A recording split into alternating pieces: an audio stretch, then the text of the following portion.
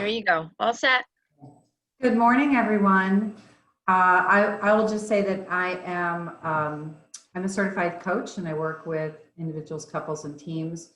And the reason why I became the Zoom Whisperer was because I was president of my chapter of ICF, International Coaching Federation, and we had to switch to everything to virtual. And we had a really big event coming up that was going to be 13 webinars in 1 week, and we needed a lot of help. So we started doing these practice sessions and, hey, let's figure out how to do polls and let's figure out how to do breakout sessions. And we sort of trial by fire, but it worked out really well. So let me go to the next slide and just get a sense of how does Zoom make you feel? Is it frustrating? Is it overload? Is it a chance to connect with your community, which is what so many of us have been doing? And it might just, make you feel great, confident if you've had maybe you've had a one-on-one meeting or session with somebody, or you've been a presenter and it went well, it might make you feel great. So depending on your skill level, the number of times you do this, it might be draining or it might be energizing for you. So we're going to do a couple of polls first. I'll tell you the agenda. We only have about 40 minutes and then we want to have a little bit of time. So maybe like 35, and then we want to have a little time for everybody to say hello. So I will probably be talking fast. I will try to get through some important things, but I'm also going to try to find out what you guys want to know. So I'm going to share a couple of polls, and then I'm going to teach you how to set up a poll. I'm going to just kind of share a little bit of your choices as an attendee, meeting setups, things like that, and then a few more advanced. So I can't cover everything in 40 minutes, but we'll get through what we can get through. So the first poll, Laura, you want me to do the polls? Just nod your head if you will. I'll do the polls. So I'm gonna launch this first poll, and it's gonna have 2 questions in it. And I'm both teaching you and modeling and asking questions at the same time. So you're gonna see 2 separate questions. The first one is, what kind of Zoom account do you have? No account. And what you're gonna just click on your answer and then go to the second question. When you go to the second question, you may have to run the cursor a little bit. You might need to make the box a little longer to see all 5 choices. There are 5 choices for the second question. And that's the disadvantage of putting too many questions all in one poll. Because if you stack 3 questions, people would have to really work to find those last questions. And I'm monitoring how many people are submitting their answers. And right now I see 10 of 15 have voted. So I'm going to wait like 15 more seconds, let the rest of you vote. And then once you've done that, I'm going to share the poll. I'm going to take a picture so I have a reference for this. Okay. So Monica should be 14 because I'm in twice and I can't. Oh, yeah. And I can't poll. I can't vote anyway. So all right. So I'm ending the poll, and then I'm going to share the poll. And I don't normally talk my way through this, but I'm trying to teach you about Zoom at the same time. So when I share my results, you guys should see what I see. I see that most of you have a pro account, 58%. Some have none, some have a free account, but nobody has the webinar.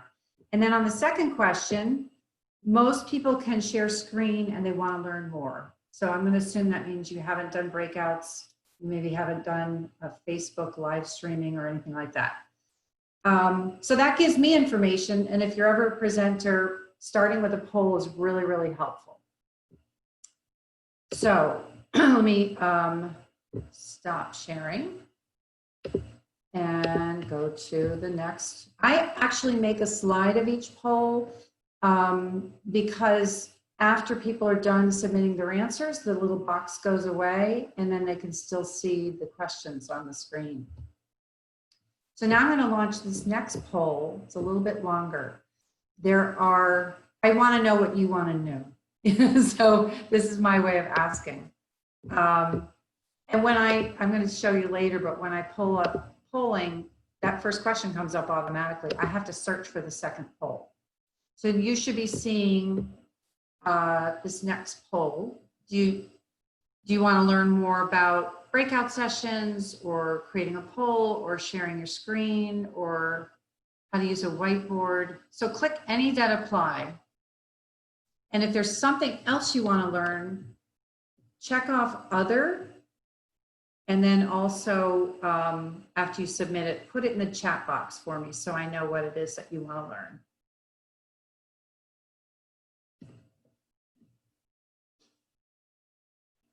And the many times that I've done polls, I always keep my phone handy in case I just want to take a quick photo of it, but obviously it works better if you do a screenshot.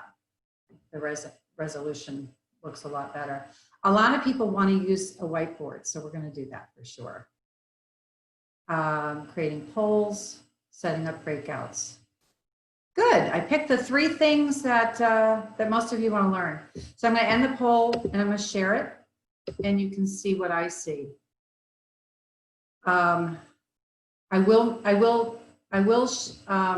tell you how to save the chat box. And yeah, we're going to cover everything else. Great. So now this one, if you are ever facilitating and you don't want to create a whole poll, but you want to just get a quick answer, I'm going to ask you to put in the chat box, what's your typical role? Are you usually just an attendee, or are you using it one-on-one like I do as a coach, as a service provider, or maybe telehealth kind of thing? Or do you tend to like lead a group or facilitate some training?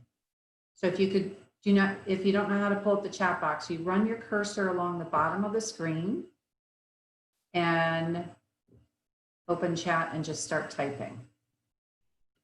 And while you're in there, I want you to notice next to where it says to everyone, you can click that and you could send a private message to one other person in the group if you wanted to, like, hey, Tom, great to see you. Or you can also click on the 3 little dots that are on the right. And it says more, and you click on that. And one of the options is to save the chat. I recommend if you're in a group and you're asking people to share any information like, oh, I know this great book, and we'll put it in the chat box. And then everybody forgets to save the file. So if you save the chat box, you've actually captured all the information that people put in the chat box. And and Tom just sent me a private message that said, hi, Monica, good to see you too. Love that. Okay, so I am seeing service providers, group leaders, attendees,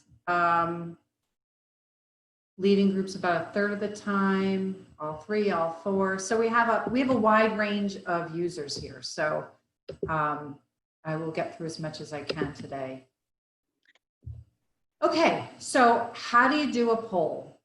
I've done some screenshots. So what I want you to do, first of all, what you're seeing is on the left-hand side is you're seeing my screen. And on the right-hand side, you're seeing some sort of gallery view of everybody. You can change the line between those two to make the screen bigger or smaller. You want to see all the people and you just don't really need to see a whole lot of detail on the shared slide. There's a little line that appears and you can slide that over. Does anybody want to tell me if they have found that and know how to do it? Anna Pami knows how to do it, yeah. So just it's a way to be able to see more people or to have a bigger screen. So what I want you to notice that on this screenshot is that at the bottom it says you have not created any poll yet. So what I would need to do is click on add, and then I would see this. And this is where I name my poll. And today the first poll was called Zoom Basics. And I was asking 2 questions. You can see them right here. What kind of Zoom account do you have? And I put in those 4 choices. And then I hit add a question. And there's a difference between adding a question and adding a poll, which I found out the hard way. I put in 4 poll questions and then realized that they would all be launched at the same time. So I had to move them into separate polls. But for your purposes today, I wanted to show you what it looks like when two questions come out at the same time. So I typed in one, then I typed in the other, and then I hit save. Let's see if I can advance my slide. So when I got to the bottom, you can see add a question, or you can see save. So I put in my second question and I hit save. You have to have at least 2 questions in your poll. And you can have up to 10. You can't have more than 10. And you can see where it says 196 next to I can share screen and do breakouts. They limit the number of words, symbols, whatever, that are in there. Okay. So now when I hit save, this is what I see on my page. I see that I've created poll number 1, Zoom Basics, and it has 2 questions. Now the part about anonymous, if I am working with a group that I know and I want to be able to see what people's answers were when I create a report, I won't make it anonymous. I had the option of anonymous earlier. Let me go back to it. You can see at the top, it says anonymous with a question mark. If I make it anonymous, then when you type it in and I run a report later, I have no idea who picked what. But for my federation a couple days ago, we wanted to know who wanted to do things like book clubs or mastermind groups or special interest groups. And it was helpful to know who was choosing what. So I didn't make it anonymous. When I go to launch the poll, and I have a button on the bottom of my screen that says polls, you guys don't see it because you don't have that capacity. When I go to launch it, this is what I see on my screen. The first poll comes up and I can go ahead and launch it. You see a little blue button that says launch polling. If I've created 3 questions, if you look at the picture on the right, I've created 3 separate polls and I've named them very specifically. This is from a different set of polls. So we were asking about what social media use you have, what kind of programming you want to see, and suggested smaller groups. So now I know which poll question I want to ask, and I click on that and then I launch it. And I hope this is helpful and I'm not rambling on too fast. Maybe you're looking like I was over on that screen, sort of staring into space. Let me go back one. If there are any questions about polling at this point, we could take maybe one question. You could raise your hand or you could wave at me or something. If there's no questions, I'll keep going. And I know a lot of this is trial by fire. You have to be practicing it and doing it to really learn it. And I'm gonna tell you about a class I'm gonna do later this month. So as an attendee, you have certain choices. And Laura took this picture at our BBN meeting. I don't know, it was a month ago or something. You can see how some people, just their name is showing. You can't see that their mute buttons are on or off, but you have those options as an attendee. You can mute yourself, you can turn your video off, you can change your, what kind of headphones you're gonna use, earbuds or headphones. You can be in gallery view or speaker view. At the top of your screen, there's a toggle back and forth. It's either gallery view or speaker view. You only want to see the speaker, you just have the speaker view on. All the other pictures don't distract you. And there are a few other ways to change what you're seeing up there. And then you can also change this green screen in the background. So let me just walk you through the background. Monica? Yeah.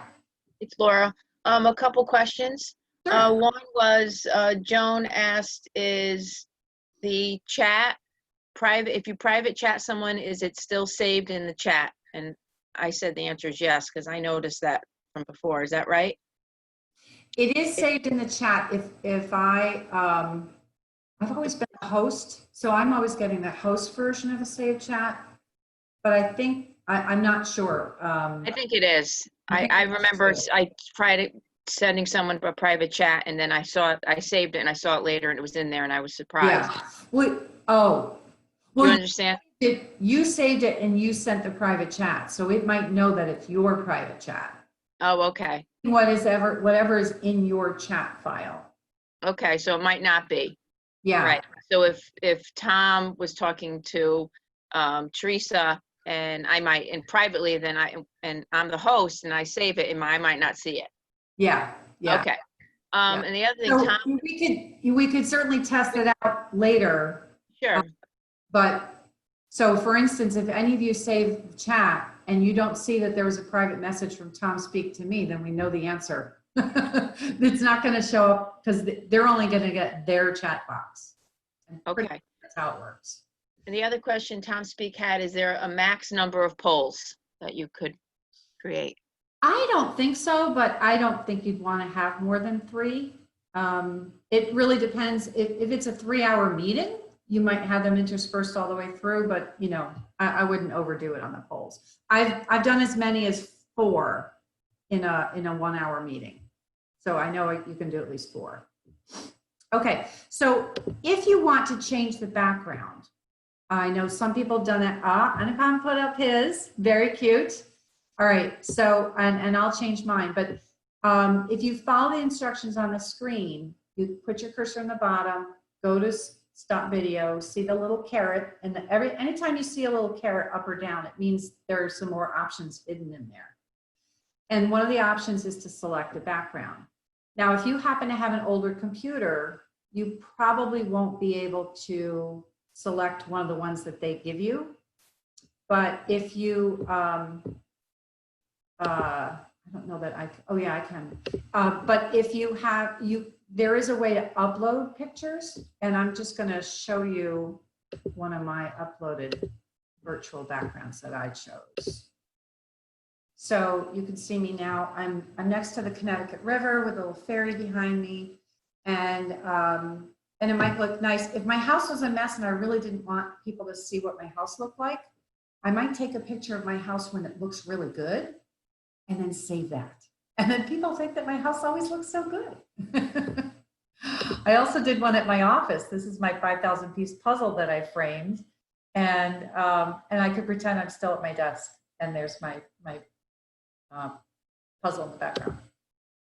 Okay, so let's go on because there's so much more. I just wanted to share a little bit about the meeting host controls if you're not aware of it. So because of all of the security going on, by the end of September, you're going to have, if you set up any meeting, you're going to either have to have the waiting room or the password. They're trying to make sure that there's all these safety levels. So start as an attendee, start getting used to knowing how to find the password, being patient about the waiting room. And I know the chamber has created a little personalized waiting room, which is nice. When you get in there, it has their logo. So there is a way to personalize your waiting room. Anybody can rename themselves. So when I'm in an ICF meeting, I put next to my name, ICF Connecticut, and now I'm past president, I used to be president. Any host can make other people co-hosts, and that allows them to share their screen. And it also allows them to do things like launch the poll, mute people. So if you have a large group, you definitely want to have a second person helping to do the room.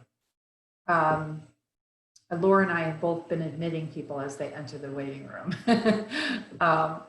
So you can also, and I've done this once with a person, it was a while ago, but somebody wanted help with something technical, and she shared her screen with me, and then she gave me the control to share her desktop.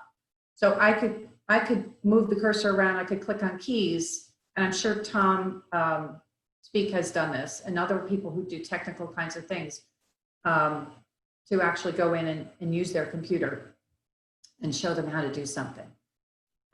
Sometimes that's just a lot faster than trying to demonstrate it yourself. We can mute all, we can put into breakout groups, we can launch polls. There's many more meeting controls. You have to go in and play with it. So scheduling a meeting, I wanted to make a certain point. If you've only scheduled a meeting between you and another person, and it's like a one-time thing, you can pick your own ID, because as an account owner, you have an ID, or you can generate a new ID. When I do a recurring meeting, let's say I have a client that I see every Tuesday morning at 8:30, we have a recurring meeting.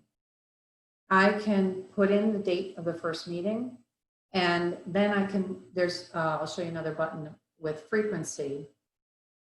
And I can, in the recurrence, I can say weekly, and it'll set that recurring meeting up, and it'll always be on my dashboard when I go into my Zoom account.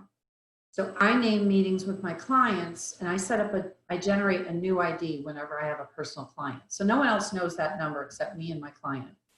And I will name the topic, let's say is Laura and Monica coaching. Then I know on my calendar, it's me and Laura. And when I invite Laura to it, she knows on her calendar it's showing up as Laura and Monica coaching. If I just named it Laura, then she'd have something on her calendar that just said Laura. And it's like, well, what does that mean? So I actually say what the whole meeting is for. When it's a recurring meeting and there is no fixed time, I have some clients that we meet at different times every week or every couple of weeks. So I do no fixed time, and then there's no set schedule, but again, everything is the same. The meeting information, whatever settings you put in, and you can put it into the calendar. This is what it looks like when you put a meeting into your calendar.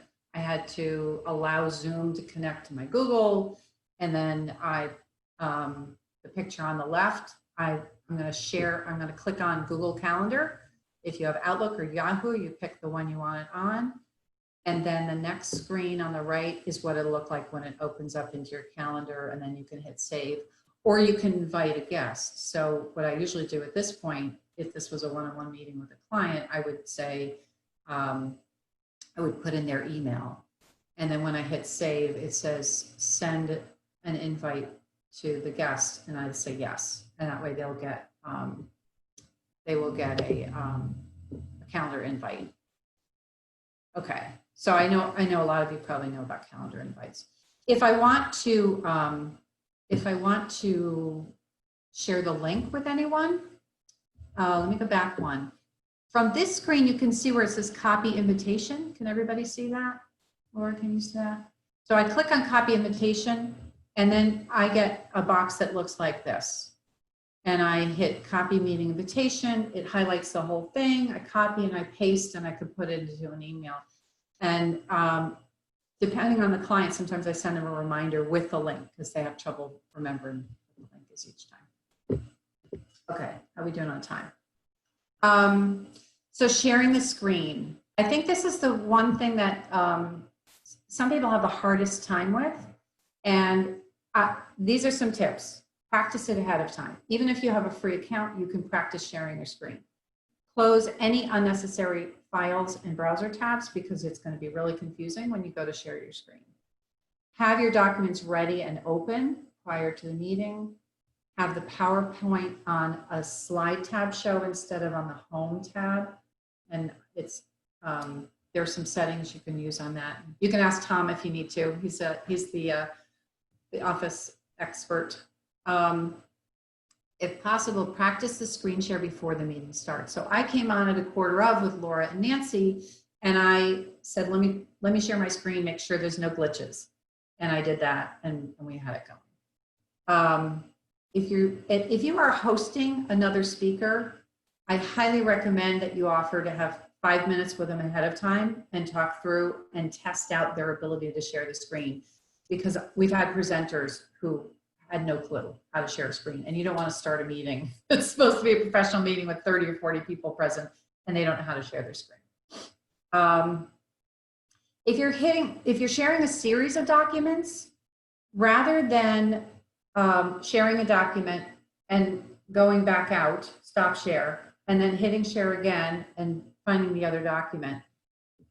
You can't see this, but I can. When I'm sharing my screen, I can put my cursor up at the top of the thing, and some controls drop down. And one of the controls is new share. So I'm going to click on that. And I'm going to pull up the whiteboard and share that. Okay, so everybody should see a whiteboard. There is a place at the top where you can click on something that says annotate. Can everybody find that? And it allows you to, I'm going to click on stamp, and I'm going to pick a heart, and I'm going to stamp the screen with a bunch of hearts. And I want you guys to do the same thing. You can pick draw, and you can draw little squigglies. Oh, I didn't change it. You could play a little game. Somebody's drawing in gold. I can erase. I can create a grid. This is kind of fun. I can draw lines top to bottom. Hi, Tom. And left to right. If I wanted to make, this is really good for training. If I wanted to make quadrants, and maybe I name each quadrant, I'll say entrepreneur. If you're an entrepreneur, put a heart in this box. And if you're a manager, let me put a text box down here. If you're a manager, put something down in that quadrant. So if you've drawn anything on here, you're the only one who can erase it. If, except for me, I think I can erase anybody because I have the controls. Let me see if I can, yeah, I can erase anything. If two people are trying to write in a text box, and let's say Mary Jo and I both pick the upper left-hand quadrant, and we pop in a text box, and then we hit enter, and both text boxes are sitting on top of each other, we won't be able to see. So sometimes a few little random things will happen that you don't want to happen. But the whiteboard can be really fun. If you've ever been a facilitator or led groups or anything, you can have a lot of fun with a whiteboard. Monica? Yeah. Tish has a question. Can you Sure. upload animated images or just stationary in your presentation? Animated. I can show a video, which is what I was going to do next. So I'm not sure if you're talking about embedding something into your PowerPoint, you can embed a video into your PowerPoint and then hit play. But there are a couple of buttons that you have to push when you hit share screen. There are, Monica, there are animated GIFs. They those little short loopy things that they have. Yeah. I'm not Like sure whether memes you those will see come on up. Facebook? Is Yes. that like memes on Facebook? Yeah, I recommend playing with this and practicing. Whether you have a free account or pro account, you can just start a meeting with the video on, practice screen sharing, practice flipping from one thing to another. That's how I've learned everything that I'm presenting today in the last couple of months. It's just practicing and exploring with some other people. You get in a group and like, well, I know how to do this and I know how to do that. All right, you can save the file. So let's say this was a really important file that this team had come up with, and we want to save it for posterity. Test it out. Tom, will you see if you can save it as well as me? Or if I'm the only one who can save it? Do you see a save box on it? I'm looking. Hang on a I second. do. Well, you're a co-host. Okay. There are some things that only hosts can see that attendees cannot. If you're not seeing it right off the bat, you probably can't. But I can hit save. I can name it. I can tell where I want it to save and all that. Monica, I saved it. This is Sharon. Oh, great. Okay. I'm sure you're gonna treasure it forever, Sharon. Yeah, it's going to go right on my. You're like, which grandchild just drew me a picture? No, all those hearts are terrific, So Yeah. can I say? Yeah, but this could be even fun to do with your grandchildren, right? You could have a Zoom meeting and you could play tic-tac-toe or something, right? They can find enough mischief on their own without my helping them out. Okay. All right. So I'm going to I am not going to save this, and I'm going to go on, and I'm going to share, how are we doing on time? All right.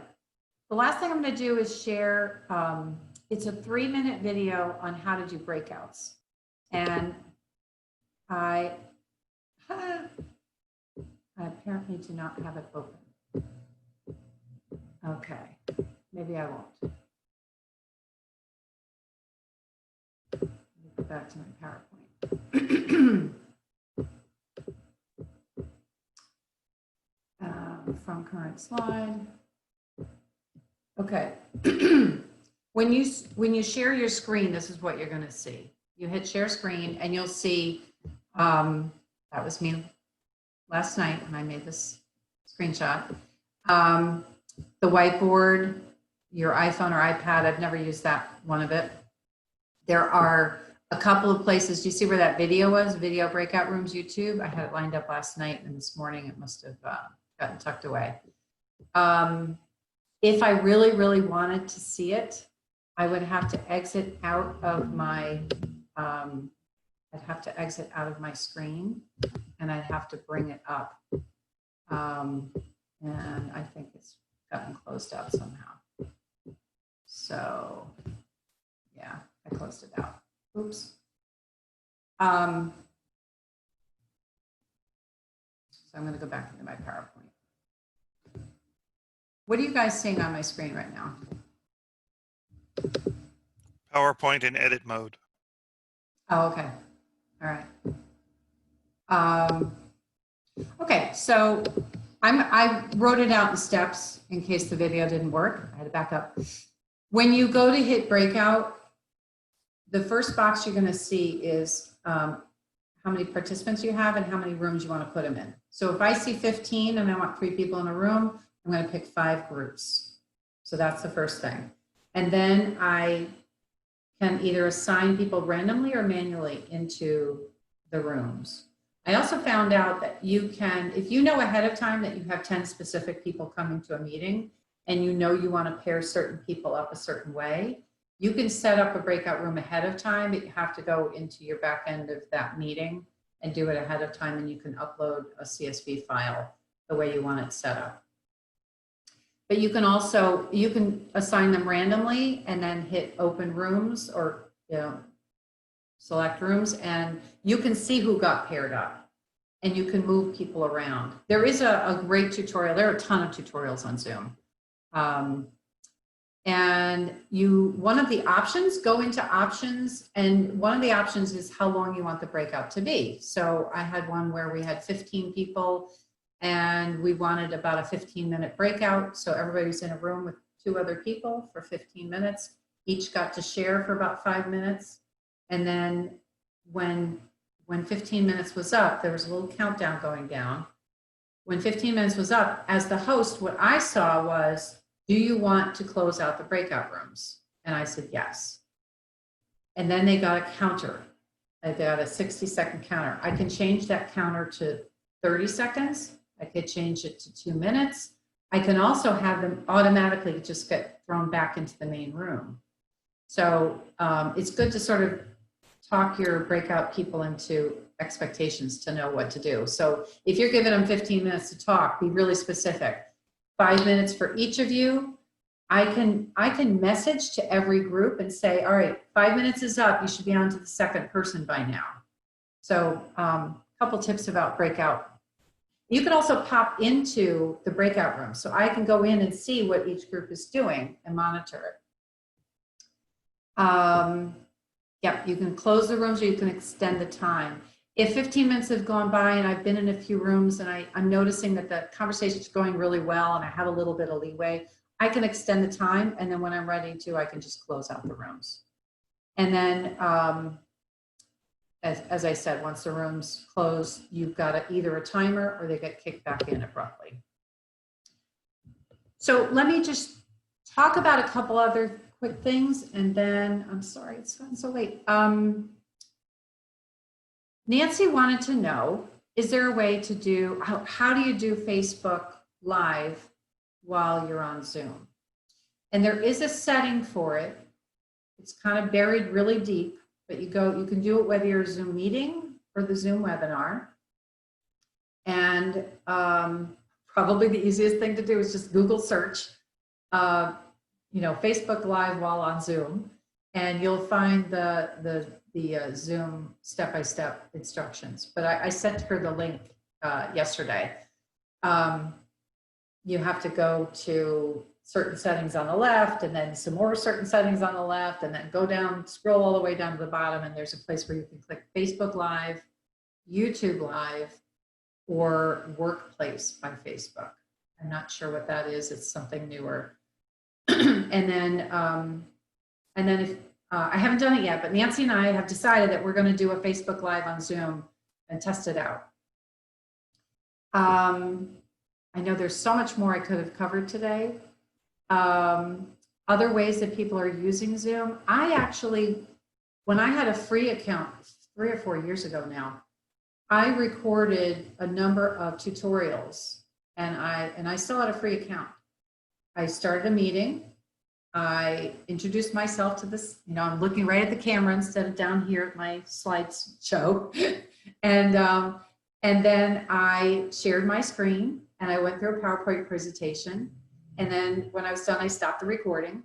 And then I had a whole series of recordings that I could use as tutorials. Barbara, Sharon, that might be something helpful for bookkeeping purposes, or Tom, for some of your technical. Other ways: project management, team board association meetings, telehealth. It now qualifies for telehealth because of all the encryption and all the security measures. And obviously marketing purposes and so many other ways. So let me, are there any burning questions that I haven't answered? And don't forget to save the chat. This is the time to go into chat and look at the bottom, and you'll see 3 dots, and you click on save chat. Okay? Monica, there are some questions in chat. I don't know if you want me to read or if you're going to pull them up. If you 2 monitors and accidentally figured out how to change monitors. Can you tell me where I should look to do this? I don't have a second screen, although I helped my husband set up one, and I know there's a thing about swiping right, and you can send your extra screen up to another place. That is nothing I could explain right now. Sorry. I think I know what you're talking about, Monica. I think I do. Okay. It's a swipe. That must have been, I was moving the mouse You around. can set it up to either swipe right or swipe left. Okay. And for my husband, we had it go swipe right. Okay. And then he can keep some things up there, or bring them back in here and put something else up there. If you're going to do a lot of presenting on Zoom, I've noticed that people who have double screens have an easier time, because they can have their chat box open and have it not block their screen. They can have the full gallery and they can see everybody's faces. Mm-hmm. So you have a lot more options when you have 2 screens. Okay. And I know, Anupam, you wanted to know how to be able to see everybody, and really that would be one way to do it if you had a second screen. So how do you move it to the second screen? I've not seen any options to extend. So is it, can you split the screen between the presentation and the gallery view? That I don't know. I think what you're in, you would probably need to open up a second. That's what I have. Presenter, right?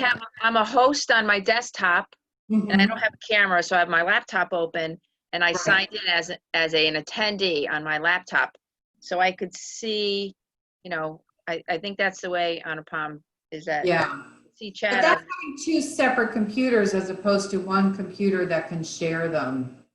One is, I know there is a setting, and Tom, you might be able to say this quicker than me, but when you're in your PowerPoint, if that's what you're sharing, PowerPoint, there is an option. You go into slideshow tab, and one of the options is the settings for it, and you go into settings, and you can do full screen or split screen. And it's called presenter mode.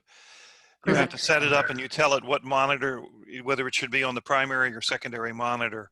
Yeah, And it shows you the upcoming slide and so on. yeah, so PowerPoint gives you the option, and you can choose duplicate or extend as the terms to if you want to extend it on your second screen. I've just seen that on Zoom too. So I have two screens. I have a laptop that I project onto a larger screen, and that's why I look left. But I've not been able to project I've not been able, on GoToMeeting, for example, which is another technology that we use, I can see the screen between the attendees and the slides. On this one, I've not found a way to be able to split it. So I was curious whether there was one. I have to say, the tutorials on Zoom are excellent. If you look up anything, you probably will find instructions. But Mara, maybe you have an answer? Hi, no, I actually was going to ask, I love presenter mode just on a single monitor to let me know what's coming up next. But if I use that on Zoom, can my participants also see, are they also seeing presenter mode, or are they seeing the full slide? I believe that's your choice. Which monitor you have it on, because I think I saw somebody actually give their presentation in presenter mode because then the slide notes are up. Yeah. Right. I would prefer that they saw the full slide and that I was the only one on my monitor seeing the cue for the next slide. And I wasn't sure because I've mostly done all of my trainings live until 2 months ago, and that's been one concern that I've had, is that I wasn't sure if what I was seeing on my monitor was going to be the exact What same other people were seeing. Yeah. And one thing that I always do as a presenter is I print out what my screenshots are, what my slides are. Yes, me too. And that way I can see what the next one's going to be. But one thing I did want to share is that I am going to do a class later this month where, let me see if I can play down to it, July 28th and July 29th. I'm going to do a class. So if you want to get in and practice and ask people what they're seeing and learn how to do breakout and learn how to do polls, that's what I'm going to do the class for. There'll be 90 minutes and, somewhere between 3 and 6 people. But you can also, if there are people that you work with and, or get a group of people together and say, hey, let's practice some Zoom stuff. I have a few questions. It's a good idea. Yeah, a little Zoom practice party. Are there any other questions coming up that you can think of? I'd love to know what was the biggest takeaway. Maybe you could put it in the chat box. I'm tongue-tied this morning. What was most helpful to learn, and what do you want to be doing next with this? If you've always wanted to lead a group, maybe that's what you're working toward and getting comfortable doing that. So feel free to share verbally, or if you want to put it in the chat box. Anybody want to share?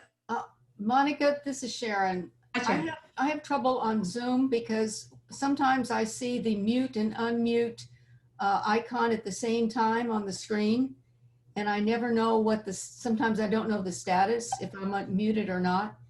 Well, usually your microphone would be red with a line through it if you're muted. But then another place on the screen, like if I went into the participants, one would have a red line through it and the other one would not. I don't know why you're seeing that. Okay. I can call them and ask them, but that's how I got confused. I don't know if I'm muted or not. I can't tell. Right.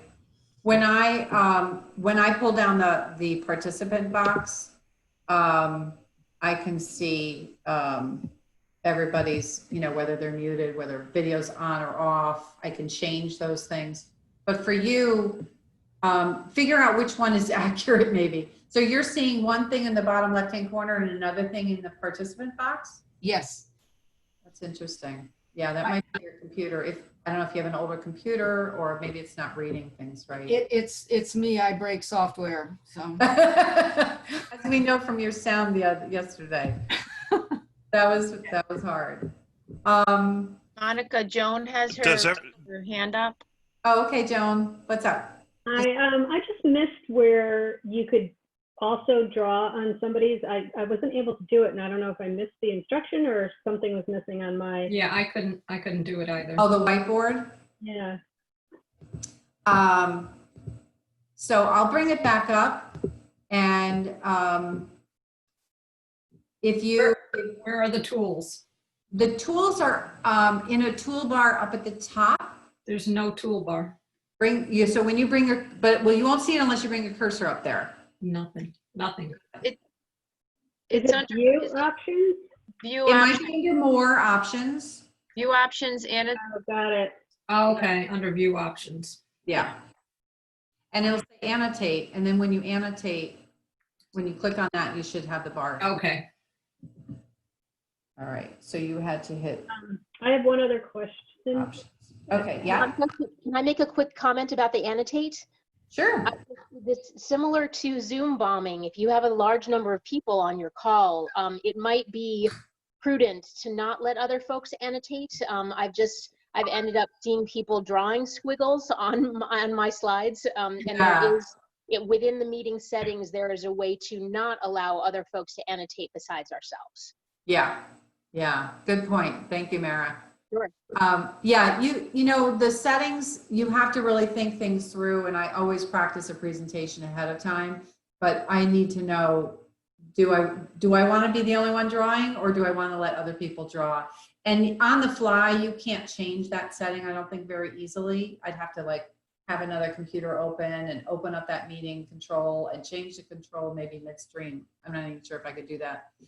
I'm not like a trained pro on this. I've just learned so many things trial by fire. Are there any other questions? Monica, I just wanted to make a comment. Does that, Well, Joan, and does then, it, Joan first. Sure. I've been on a lot of these different Zoom meetings since COVID, and one of the things that I've been noticing is a lot of people don't rename themselves, and so when you're, especially if you're doing business networking and you want to know who else, what their business is, and I just find that I go in and, you know, have renamed it so that if I'm going to be in this kind of a setting, that people know who you are and what you do, maybe, or at least beyond just your first name. Yeah, I agree, Joan. I think it's really it's really helpful. Unfortunately, you only have so many characters, so I don't see your full business. But when I go into participants, that's where I will see everything that you've written out. And if I save the chat box, it'll list the full name. You can also, if you're leading a group and someone has dialed in and not gone through the computer and their phone number is showing, you can say, who's the phone number ending in 5462? And as, oh, Joni, it's me. So then I, as the leader, can type in, it's Joan Law, Okay. rather than seeing their phone number. So a couple other little tips. Anything else? I know we does have. everybody know the space bar trick? Oh, tell us the space. I'm holding down, I had myself on mute.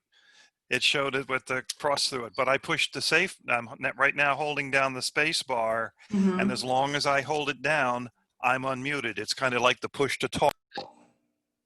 Ah, yeah. He just muted himself. And then when I push it again, here I am. Everybody could test that out, maybe. I'm going to see if that works for me as the host. I have to put myself on mute first. And I've unmuted myself. That's a neat tip, Tom. Thank you. Yeah, I've unmuted myself, and now if I let go, I'm going to be muted, and you'll see my little red. That's a good one, Tom. Yeah, thanks, Tom.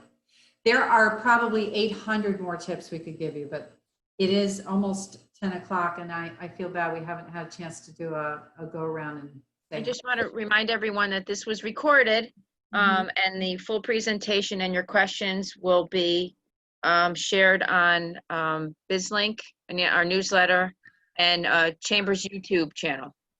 Mhm. In case you want to.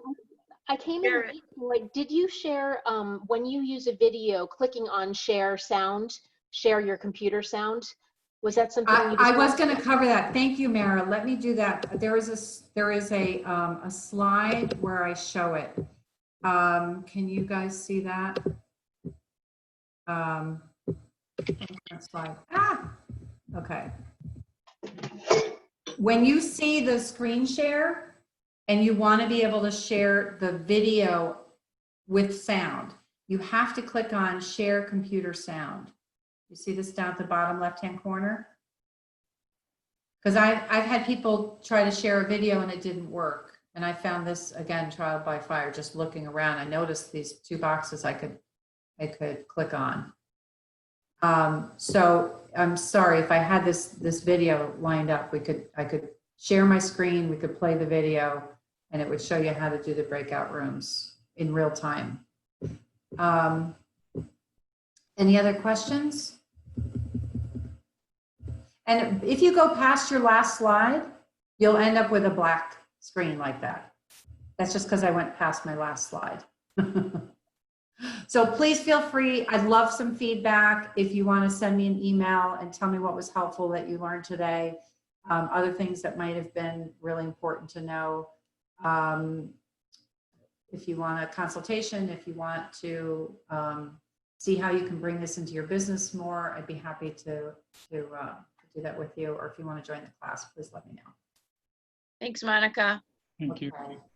I'm gonna Thank you stop. so much. Did you want to, I know it's 10 o'clock. Do we want to do a quick go around or do we want to end the meeting? No.